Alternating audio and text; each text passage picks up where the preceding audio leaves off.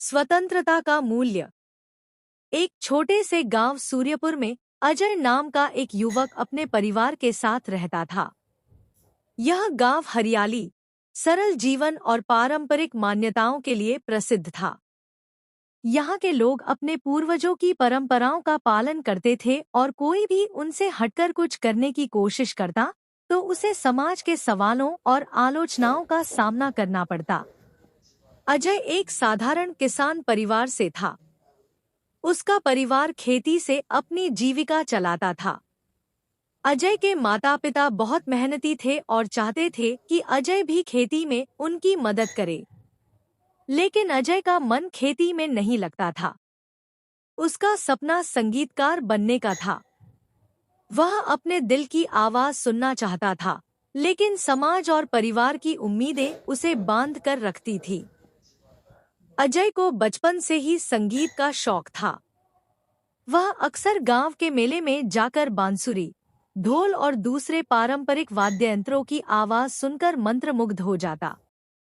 जब भी वह किसी संगीतकार को देखता, तो उसके अंदर भी वैसा बनने की इच्छा जाग उठती। लेकिन गांव के लोग उसे यह कहकर चुप कर देते, म्यूजिक तुम्हारे जैसे लोगों के लिए नहीं है। यह तो शहर के बड़े लोगों का काम है। तुम अपनी किस्मत खेती में ही आजमाओ। अजय के माता-पिता भी उसे बार बार समझाते, बेटा, संगीत से पेट नहीं भरता। यह शौक बड़े घरों के लोगों के लिए है। हमारी तरह छोटे किसान सिर्फ अपने खेत संभाल सकते हैं। यह बातें अजय के लिए निराशाजनक थीं, लेकिन उसने अपने सपनों को कभी मरने नहीं दिया। वह हर रात अपने घर के पिछवाड़े में बैठकर पुराने वाद्ययंत्रों पर अभ्यास करता और अपनी धुनें बनाता। अजय के जीवन में उसके दादाजी का विशेष महत्व था। उसके दादा, रामनाथ, खुद भी एक समय में बड़े सपने देखने वाले व्यक्ति थे। उन्होंने अपने जीवन में बहुत संघर्ष किया था। एक दिन, जब अजय पूरी तरह से निराश हो चुका था और अपने सपनों को छोड़ने का विचार कर रहा था, तब दादाजी ने उसे पास बुलाया। वे उसे अपने साथ आंगन में ले गए और कहा, बेटा, मैं तुम्हारी आंखों में वही चमक देखता हूँ, जो कभी मेरी आंखों में थी। लेकिन मेरे सपने अधूरे रह गए। मुझे नहीं पता कि मैं तुम्हें अपने समय में क्यों नहीं बता पाया कि स्वतंत्रता का क्या महत्व है। अजय ने पूछा, दादाजी, आपका क्या सपना था?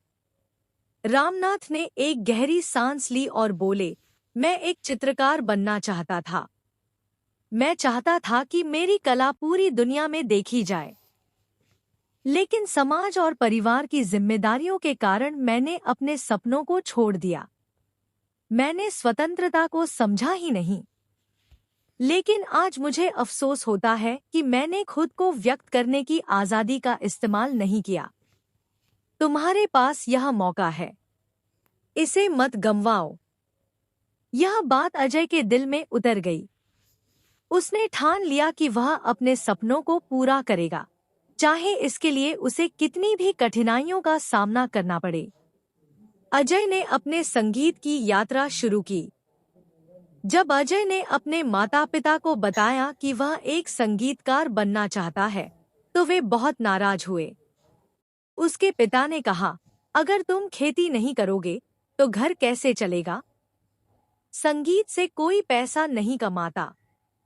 उसकी माँ ने भी रोते हुए कहा, हमने तुम्हें इतने प्यार से पाला, और तुम हमारे बुढ़ापे का सहारा बनने की बजाय अपने सपनों के पीछे भाग रहे हो। गांव के लोग अजय का मजाक उड़ाने लगे। वे कहते, यह लड़का पागल हो गया है। संगीत बजाने से रोटी नहीं मिलती। गांव के बड़े बुजुर्ग उसे समझाने आते कि उसे अपने परिवार की इज्जत और परंपराओं का पालन करना चाहिए।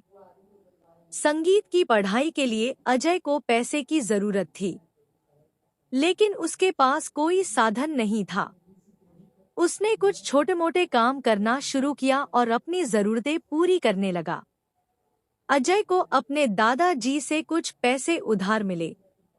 उसने उन पैसों से शहर के एक छोटे संगीत विद्यालय में दाखिला लिया। वहां उसे एक गुरु मिले जो उसकी प्रतिभा को समझते थे। गुरुजी ने कहा, तुम्हारे अंदर गहराई है, तुम्हारी धुनें अलग हैं, लेकिन तुम्हें इसके लिए और मेहनत करनी होगी।